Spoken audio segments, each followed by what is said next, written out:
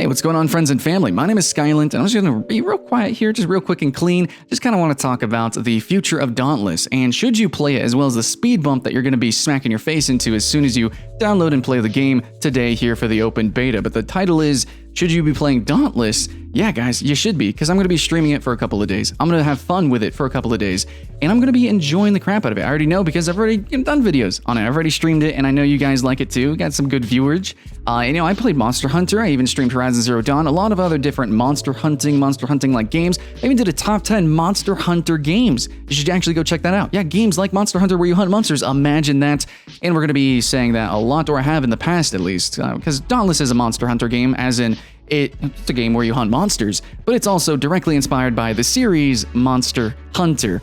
Completely, like to the point where a weapon is a literal clone of another weapon inside of that game, and you're gonna definitely see and feel it. There's definitely some changes though. Some changes are basically like content completely missing, and then there's some stuff that's been added a little bit. But yeah, that's gonna be the sort of rhyme or poetry with this video, is firstly the speed bump that you have to get over in order to really enjoy the game. So yeah, we'll talk about that real quick. Basically, guys, I think that there's not going to be that much content in the game. Now, I know it's open beta and they changed some things. They added content. I can't wait to see that. I will be streaming that at twitch.tv/Skylent. Please join me. Links in the description. Comment. Please join, follow. That's where I'm going to be streaming from now on. I'm going to be playing with you guys. I'm going to enjoy myself, but there's only so much content. It's early access, and a lot of people are going to say that, but the comparisons to so many different other monster hunting games, and especially, man, the Big Daddy Monster Hunter World, which is coming to PC soon, no way in hell is Dauntless going to actually really properly compete. The thing is if you like monster hunting games, you probably played all of them. From Horizon Zero Dawn, Dark Souls, Bloodborne, stuff like that. All the way to the actual kind of cloney games. You probably even played Dragon Project on mobile devices, and if you haven't, you probably should. It's actually kind of cool. There's people who like monster hunting games, and especially these melee combat games. We kind of tend to play all of these games. We love having these really intense, difficult, challenging bosses that we overcome, especially if they're giant freaking monsters. We love climbing the mountain. Also, a shout out to the iconography of Dauntless. I don't know if you guys noticed, but it's actually a monster that's in the shape of a mountain. That is just so fucking hype. Anyways, Dauntless isn't quite dauntless. It is quite a daunting task what they're trying to do, what they're going up against. But I think they can overcome it. It's just going to take a lot longer than maybe you're ready for. The content in the game is, in comparison to other titles, non-existent. But then again, a lot of free-to-play games, when they first began, started out just like this. Warframe was exactly the same. It basically had no content.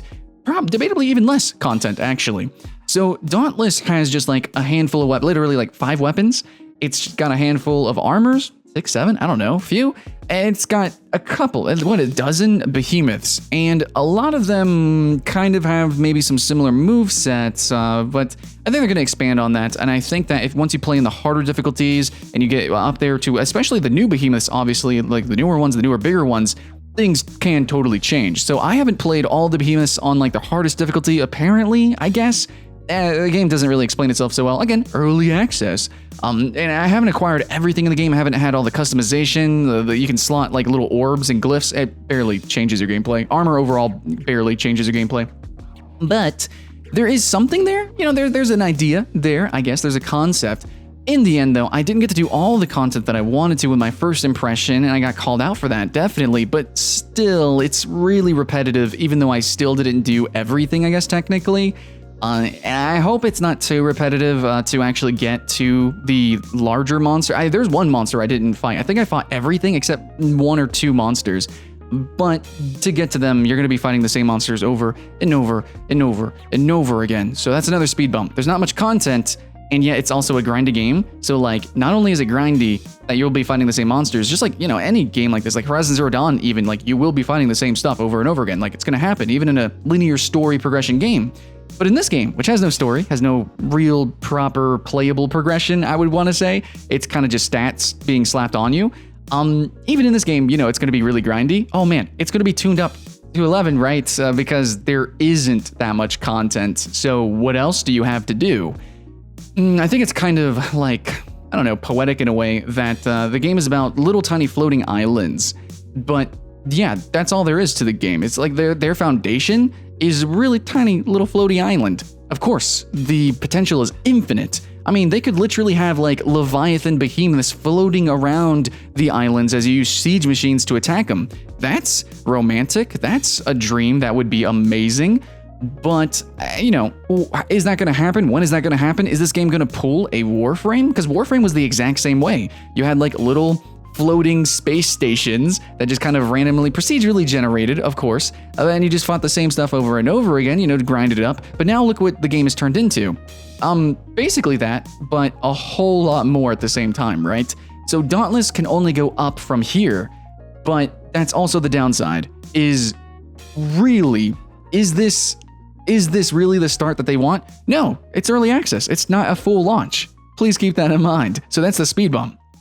Everything can only go up from here. And the starting point may not be enough for some people. You might just want to get Monster Hunter World or just wait for Monster Hunter World because frankly, yeah, it's freaking awesome, man. You know, you go play some other games. Now, if you don't have a PS4, you can't play Horizon Zero Dawn or a lot of other games. Dude, I did a top 10. There's actually some good monster hunting games. Some you might be surprised about, and I can even suggest more that I actually found. Some indie titles. You know, what about Titan Souls? Titan Souls is pretty cool, right?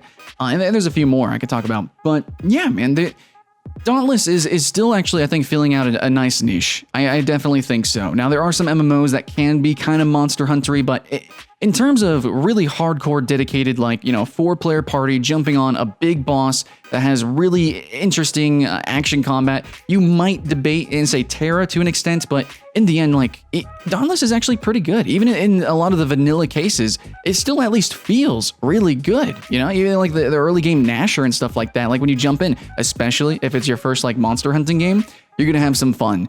And here I want to talk about the real true future and potential of this game that I think is going to be a reality very soon and kind of a reality now. So when you get into Dauntless, you know, immediately you say, okay, floating islands.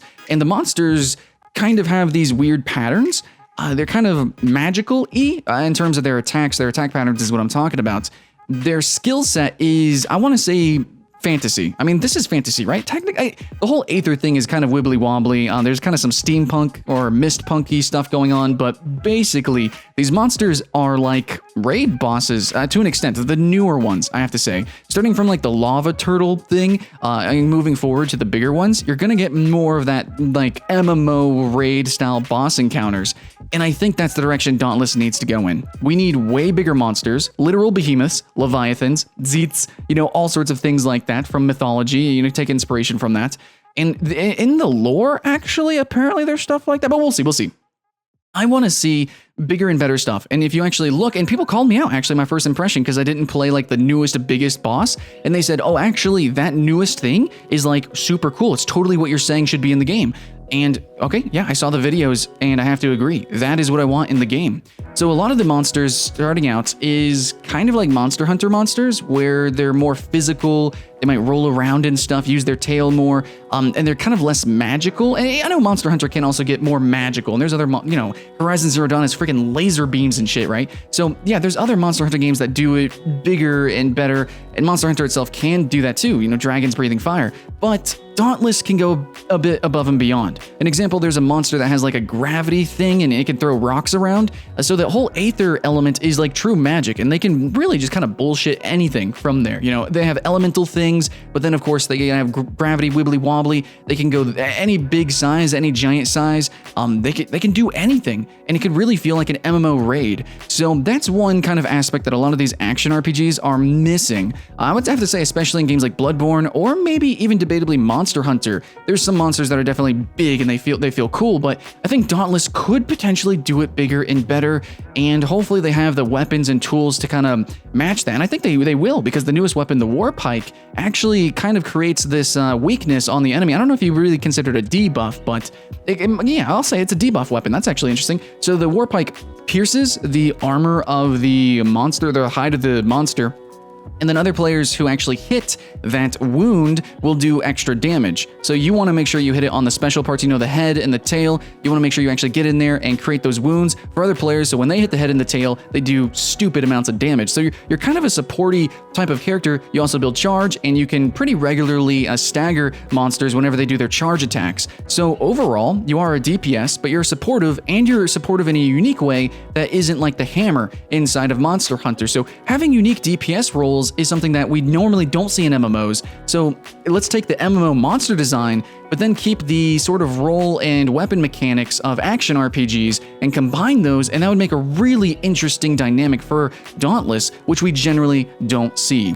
In MMOs, generally, you just have flat roles, kind of boring. And in action RPGs, you generally have very dynamic roles. You know, you have very interesting, weird stuff that you can do, from single player games and of course to Monster Hunter, where you have all sorts of different, you know, different DPS. You have piercing DPS, you have supporty DPS and like healing and buffing, and you have like the smashing DPS that generally does CC. You have the dude that rides around rodeos. So there's lots of different cool stuff that you can do there, but I think Dauntless has the potential to really force the cooperation. And you do actually see that in-game as well. The newer monsters, the newer weapon, as well as the challenge modes, which forces multi-monsters on you, which is something that is super debatable in a lot of action RPGs. I know people felt really weird about Dark Souls 2 doing that, where you just get thrown like multiple monsters. Holy shit, Horizon Zero Dawn did that. And single player, it can seem as cheesy, and it fucking is. And it's a really cheap way to make a game challenging, but in a cooperative game, I am actually really hungry for that. I think that'd be really cool, because even in MMOs, generally you don't fight more than just one boss at a time. So Dauntless seems like it's from players who are fans of this kind of archetype of gameplay, where yeah, they played Monster Hunter and they probably play MMOs. In fact, a lot of you guys are the same way. You play a bunch of just different online RPGs.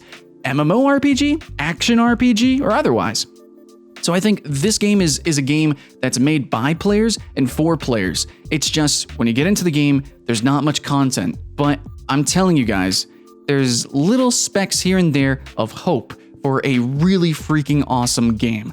I don't think that this is going to be a gigantic... I don't think that this is going to be anything less, actually, than the next Warframe. Or I want to believe that. We'll see when Monster Hunter World comes out and see what content has come out since then, but it really does have that potential, and I'm gonna stake, you know, a lot of my pride on, I think it's gonna be there. Of course, I'm completely planning to tear this game to shreds. Depending on the cash shop, depending on the optimization, depending on so many things, I will, because that's my gimmick here, and hopefully you guys see that over at twitch.tv/Skylent. But if it can survive my criticism, when I'm openly admitting that I'm going to criticize it harder than anybody on this platform, then it's definitely worth playing continuously. But for now, I have to say, from what I've played and what I'm seeing, it's definitely worth playing today. It's open, it's free, you should be checking it out, and there's definitely content that will make you smile, I promise. Thanks for watching, guys. I had a lot to say. Hopefully I didn't sound stupid or anything. I try to be a little bit educated, but I do rant these out, and it's a little early in the morning, so I'm going to upload this. Hopefully you guys find this in a timely manner so that you can check out the stream. Again, twitch.tv/Skylent over at Twitch.